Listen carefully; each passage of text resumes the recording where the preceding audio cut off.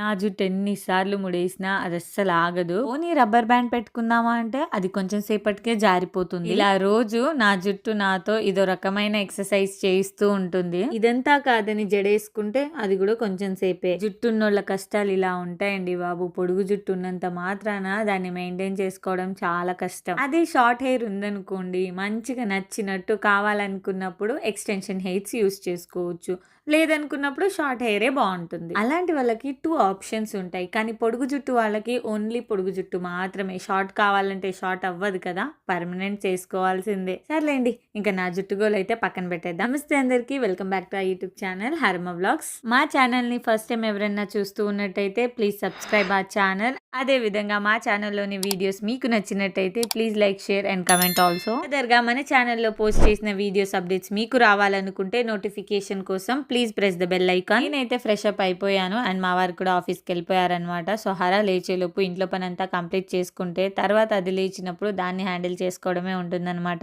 అందుకే నేను జల్దీ పని అయితే కంప్లీట్ చేసేస్తున్నాను. ఫస్ట్ ఆఫ్ ఆల్ అయితే కొన్ని బట్టలు ఉన్నాయి, అవి వచ్చేసి వాషింగ్ మిషన్ లోకి వేసేస్తున్నాను. అప్పుడప్పుడు ఒక్కొక్కసారి అయితే హరకి సపరేట్ గా మళ్ళీ కుకింగ్ చేయాల్సి వస్తుంది అనమాట. మార్నింగ్ అయితే పప్పు రైస్ పెట్టాము, అదే లంచ్ కి తీసుకెళ్లారు. ఇంట్లో ఎప్పుడైనా పప్పు వండినప్పుడు ఒక పప్పు ఉంటే చాలు మా వారికి. నాకు హరకి మాత్రం అలా అస్సలు కాదు, పప్పుతో పాటు ఏదో ఒక ఫ్రై మాత్రం ఉండాల్సిందే. ఎక్కువగా అయితే బెండకాయ ఫ్రై, ఆలు ఫ్రై లేదా కాకరకాయ ఫ్రై అనమాట. సో ఈసారి నాకు ఎందుకో కాకరకాయ ఫ్రై తినాలనిపించట్లేదు, అది ఎక్కువ ప్రాసెస్ కూడా ఉంటుంది. సో అంత టైం అయితే తీసుకోదలుచుకోలేదు. నిజానికి ఈ రోజు వర్క్ లోడ్ అనేది ఎక్కువగా ఉంది ఇంట్లో. సో ఫర్దర్ గా అసలు ఏమేమి చేస్తున్నామో వీడియోని అయితే కంటిన్యూగా చూసేయండి. కాకరకాయ తెచ్చి ఇప్పటికి 3 days అవుతుంది, కానీ ఇప్పటి వరకు దాన్ని వండడానికి టైం రాలేదు. ఈ రోజు పప్పు దయ వల్ల దాన్ని వండే అవకాశం వచ్చింది. అసలు కాకరకాయతో వచ్చే ప్రాబ్లం ఏంటో నాకు అర్థం కాదు. చాలా వరకు దీన్ని తినడానికి అయితే రిజెక్ట్ చేస్తూ ఉంటారు, బట్ నాకైతే one of the favourite curry. ప్రతిసారి నోటికి నచ్చిందే కాకుండా హెల్త్ కి నచ్చింది కూడా తింటూ ఉండాలన్నమాట. కాకరకాయ హెల్త్ వైజ్ చాలా మంచిది.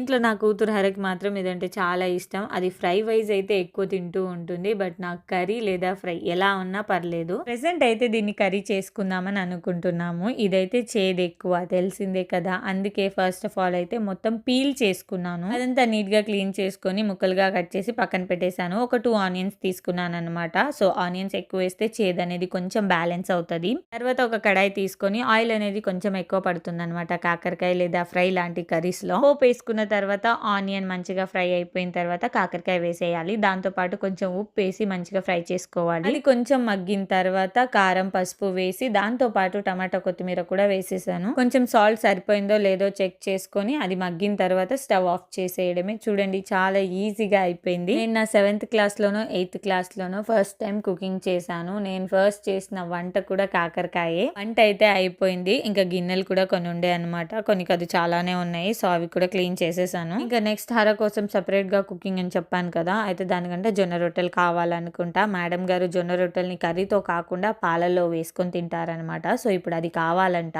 అందుకని అత్తయ్య అయితే జొన్న రొట్టెలు చేస్తున్నారు. పర్టికులర్ గా అయితే దానికోసమే ఇప్పుడు చేస్తున్నారు, లేదంటే మేము నైట్ టైంలో తీసుకుంటాము. వీక్ అంతా కాకపోయినా వీక్ లో ఒక 3 times అయితే జొన్న రొట్టెలు, ఒక 2 times అయితే రాగి ముద్ద తింటూ ఉంటాము. నాకైతే జొన్న రొట్టెలు చేయటం రాదు, సో ఆ ప్లేస్ లో నేను చపాతీ చేస్తాను. బట్ అత్తయ్య ఉంటున్నారు కాబట్టి రెగ్యులర్ గా ఇవి తినడం స్టార్ట్ చేసాం మేము. పిండి మేమైతే డైరెక్ట్ గా షాప్ నుంచి అస్సలు తేమో, సెపరేట్ గా జొన్నలు, రాగులు, గోధుమలు తెచ్చి నేను పట్టిస్తానన్నమాట. సో రాగి అయితే మనం ముద్దకి యూస్ చేసుకోవచ్చు, ఇంకా గోధుమలు అయితే తెలుసు కదా చపాతీ చేసుకుంటాము. జొన్నలతో పాటు సజ్జలు కూడా తీసుకొస్తాము. మేము అప్పుడప్పుడు బూరెలు చేసుకొని తింటాం అనమాట. సో ఇవన్నీ నేను వన్స్ మార్కెట్కి వెళ్తాను కదా, అప్పుడే తెప్పించి పట్టిస్తాను. ఇవన్నీ చూసి మీరు అంతగా ఏం షాక్ అవ్వకండి ప్లీజ్. వంట అయితే అయిపోయింది, కొంచెం అయితే తినేసాము ఫస్ట్ ఆఫ్ ఆల్ మేము. దాని తర్వాత ఈ పని స్టార్ట్ చేసాము. ఇంట్లో క్లీనింగ్ అయితే స్టార్ట్ చేసేసాము. ఆల్రెడీ ఇయర్ ఎండింగ్ టైంలోనే అంతా క్లీన్ చేసాము, బట్ ఇంట్లో నేను ఒక చిన్న పూజ చేసుకుందామని అనుకుంటున్నాను. దానికోసం అంతా ఇది. నిజానికి ఇప్పుడు చేసేంత ఓపిక లేదు,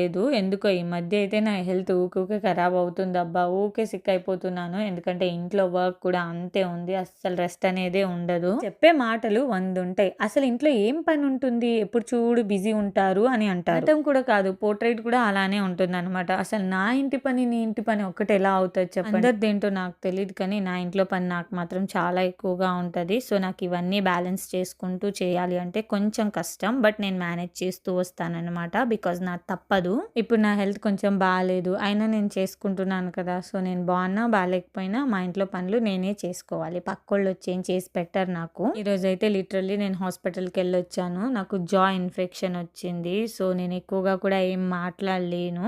ఆల్మోస్ట్ కొంచెం స్వెల్లింగ్‌గానే ఉంటుంది. నా లెఫ్ట్ సైడ్ జా గమనిస్తే. ఏదో ఇలా రెగ్యులర్‌గా వ్లాగ్స్ చేస్తూ ఉంటేనన్నా నేను ఇంకా మోర్ మీకు కనెక్ట్ అవుతాను అని చెప్పేసి నేను కొంచెం ఓపిక తెచ్చుకొని ఇలా వ్లాగ్స్ చేసుకుంటూ ఉంటున్నాను. అంతా వర్క్స్ అయితే కంప్లీట్ అయిందని అనుకుంటున్నాను. బట్ అక్కడక్కడైతే చిన్న చిన్న వర్క్ అయితే బ్యాలెన్స్ అయిపోయింది. బట్ అవి నెక్స్ట్ చూసుకుంటాను ఇంకా. ఇక్కడైతే కంటిన్యూ చేయలేను. ఇక్కడ నాకు హరమ్మ అండ్ అత్తయ్య అయితే చాలా హెల్ప్ చేశారు. ఇన్‌ఫాక్ట్ మా హర ఉండడం వల్ల కొంచెం వర్క్ కూడా చాలా పెద్దగా అయిపోయిందనమాట. బొమ్మలు పెట్టుకోవడానికి వేరే ప్లేస్ ఏం అక్కర్లేదు. ఇలాంటి బిన్లు ఉంటే సరిపోతాయి అనమాట. ఒక 4, 5 ఈజీగా యూస్ చేసేయొచ్చు. నేను ఇంట్లో యూస్ చేద్దామని తీసుకొచ్చేసాను. కానీ ఇవి ఇంట్లో యూస్ చేయడానికి కాదనమాట. ఇవన్నీ హర కోసం ఇలా బాస్కెట్లు, బిన్లు అలా కనిపిస్తే ఖాళీ చాలు అందులో వేసేస్తది. ఎన్నిసార్లు నేను ఇల్లు క్లీన్ చేసినా ఇలాంటివి కొత్త కొత్తవి మళ్ళీ మళ్ళీ పుడుతూనే ఉంటాయి మా ఇంట్లో. ఒకటైతే రెగ్యులర్ అయిపోయిందబ్బా. ఏ వీడియోలో చేసినా మా హర గురించి ఏదో ఒక కంప్లైంట్ నేను చెప్తూనే ఉంటాను కదా మీకు. బట్ ఏం చేస్తాం చెప్పండి. హర కనిపించేంత సైలెంట్ కాదు. మస్తు అల్లరి చేస్తది. నా గురించే కాకుండా దాని గురించి కూడా కొంచెం తెలుసుకోవాలి కదా. ఆల్మోస్ట్ అంతా క్లీన్ చేసేసాము. ఇప్పుడు ఇవన్నీ మేము బయట పెద్ద డస్ట్‌బిన్ ఉంటుంది. అక్కడికి వేయనీకని వెళ్తున్నాము. ఇంకా ఈవినింగ్ మా వారు ఆఫీస్ నుంచి రాగానే నాకైతే చిన్న చిన్న వస్తువులు కావాల్సి ఉండే. సో దానికోసం అని చెప్పేసి బయటకు వచ్చాము. చూసారా ఇక్కడ నా లెఫ్ట్ సైడ్ జా కొంచెం స్వెల్లింగ్ ఉంది కదా, చాలా పెయిన్ గా ఉంది. ఒక స్కానింగ్ అయితే అయింది. బట్ మళ్ళీ ఇంకొక స్కానింగ్ ఉందంట.